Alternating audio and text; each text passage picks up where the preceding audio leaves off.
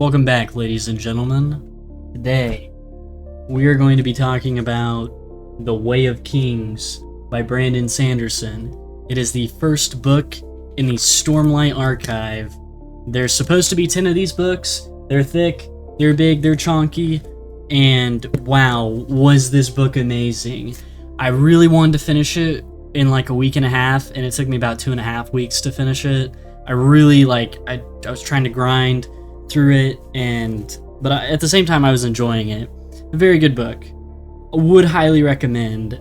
The characters in it, amazing. I did struggle with a few moments dealing with Shallan, and then I grew to kind of like her a little more. But yeah, I really wanted to get into the Cosmere, and you're not really, if you want to get like all of it, it's pretty unanimously agreed upon that you start with the Mistborn series, but I just heard so many good things about the Stormlight Archive, and I decided to start it even though I have the Mistborn series. I got 300 pages into this book, and I just decided to keep rolling with it, and I was going to go back, and then I got 500 pages into it, and I was like, I'm not going to be able to go back. There's no way. I'm going to have to literally get through stuff that happens in between this book that's recommended, and just get through the Stormlight Archive, then go back. Because there's no way. There's absolutely no way. After I finish this, there's no way I can go back and just leave this for like a year. I can't do it. There's no way. I just could not do it. Man, this book is so good. And it pains me to know that there are some people that won't read it. Like my dad, he's not going to read it. He saw how thick it was, and he goes, I'm not reading that. He goes, there's a lot of descriptions, and he's like, if it's that thick, there's going to be a lot of descriptions. It's like, no, I didn't view it that way. I didn't even notice it. Maybe I'm more feminine according to him, because I didn't really notice any problems with descriptions. Everything seemed very concise and succinct, so I don't know. But man, this book was so good. I just can't, I can't begin to describe how good it is. It's like Chainsaw Man, I just can't even describe, except this one is a lot easier to recommend to people than Chainsaw Man. This is a sci-fi book. You're exploring this world called Roshar, and we have 3 main protagonists, technically 4. We have Shallan, we have Dalinar, and Kaladin. And everyone says this is Kaladin's book, and I did some research. So there are flashbacks that take place in each book to shed some light on our characters. And this book was Kaladin. We got to find out what Kaladin is all about. But we are going to find out what Shallan's all about in the second book, and in the third we get Dalinar. And I am so excited for the third book. Dalinar does not get enough respect, if you ask me. Everyone praises Kaladin, and I see why. I really like Kaladin as well. Do not get me wrong, but man, there was something so appealing to Dalinar's story as well. Shallan's was definitely the weakest. I started liking her more towards the end when just her one arc of hers concluded and another started. I'm trying not to spoil too much. And then the fourth is Szeth, but I don't know how long he's going to be around. 2 of the characters, 2 of the protagonists, if I'm counting him as a protagonist, well, actually 3 really, have conflicting interests with Szeth, and it kind of is looking like Kaladin is probably going to kill him, maybe Dalinar. I don't see Dalinar killing him. I can see Kaladin killing him. It makes so much sense if that happens. But I don't want to even say Szeth is. It's pretty unanimous that Shallan, Dalinar, and Kaladin are the protagonists of this story. Man, it's so good. Also, I need to say this. If anyone knows, is this not the Parshendi man towards the end of the book? Because the descriptions would have me believe that this is the Parshendi who is a shard bearer, but everywhere I looked it up because I want to know who this was, it says it's Dalinar, but Dalinar wore a blue cloak, not a red one. So I don't know. And this guy's like saluting, and this is Kaladin back here. So I don't know. And then some sources say that's Elhokar, which makes no sense whatsoever. Light spoiler, I guess. Elhokar is the king, so it doesn't make sense why he would be on a battlefield, really. I mean, he goes to like these real small battles where there's like no risk for him in the book, but like, yeah, in this instance, it doesn't make sense for him to be there. There is some symbolism, I guess, you know, with Dalinar, if this is Dalinar, and then Kaladin back there. I guess there is some symbolism. But yeah, this book, oh man, it was such a journey. It was so fun.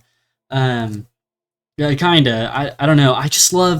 I love how Sanderson was able to just interweave all these little things. Like, the answers were there, especially with Kaladin, since this is Kaladin's book. The answers were there from the start, but you didn't even notice.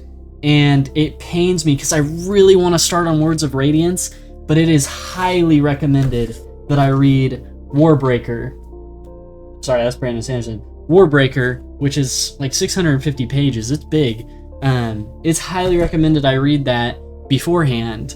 Now, if you don't know what the Cosmere is, Sanderson is writing a bunch of books that all take place within the same universe. Think Marvel, right?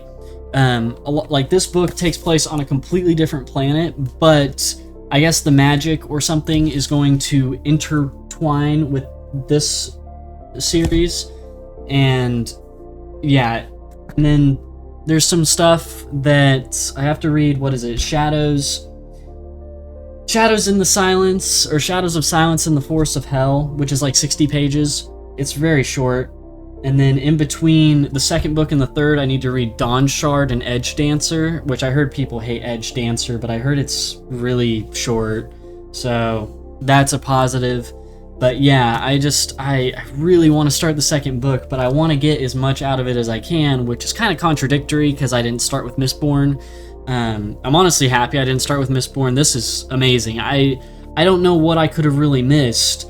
I understand that wit, according to what I've found, I've been watching some of Sanderson's lectures, because he does that, and they're really fun. He talks about how to write stories and how you need to inform the reader of something but make a character not look stupid and like things like that, and it's really fascinating. But I guess wit is one of the characters that appears in a lot of his books, and from what I could tell, a lot of the pre-reading that you would read before this, you're just going to get little Easter eggs. You're not going to get much else, except for this. I heard this was like, you got to read it. It is heavily recommended. I would give this book, honestly, like, man, I don't even know. Shallan kind of brings it down, but even then, like, towards the end, her arc really is fun. I don't want to say it's perfect, because Words of Radiance is literally #1 on Goodreads. It's above Harry Potter, Lord of the Rings, all of that. So I know the series is just going to get better, and then I guess it drops. That's another thing.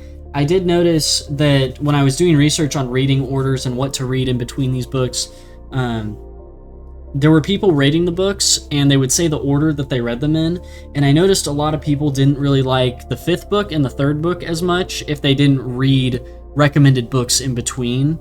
And I don't even know how that's possible. I hear that Oathbringer is primarily about Dalinar, and I'm just like, what do you mean it's primarily about Dalinar? I'm hype.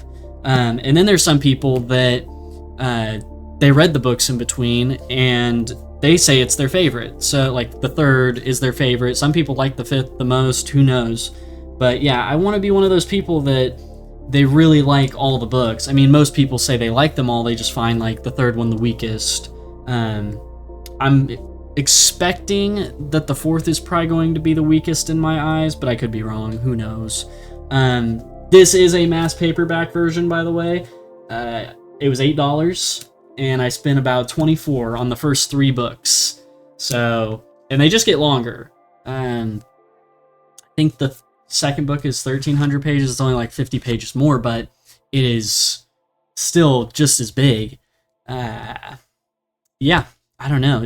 This book is, man, it's really good. It's really good. I'm thinking when I finish Words of Radiance, I will also review Warbreaker and the little short story to read in between it, and then I'll get into the meat and potatoes of it all. And then when I read the third book and I review that, I will talk about, if I'm not mistaken, I will review Edgedancer and Dawnshard.